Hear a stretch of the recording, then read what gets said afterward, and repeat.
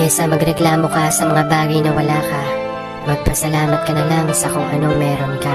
Huwag ka tumingin sa kung ano yung meron yung mga taong nakakasalamuha mo.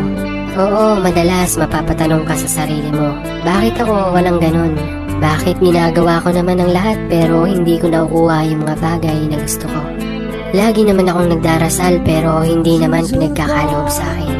Alam mo kung anong sagot yan? Hindi man binibigay ng Panginoon sa atin yung mga hinihiling natin, pero meron siyang binibigay na hindi natin hinihiling. Yung magugulat ka na lang, ba't nangyari yun? Ba't bigla kang sinuwerte sa ganong bagay? Kaya kung ano yung meron ng iba, maging masaya ka. At kung ano yung meron ka ngayon, tanggapin mo ng buong buo sa sarili mo. Dahil nilikha ang mga tao na hindi pare-pareho ang kapalaran.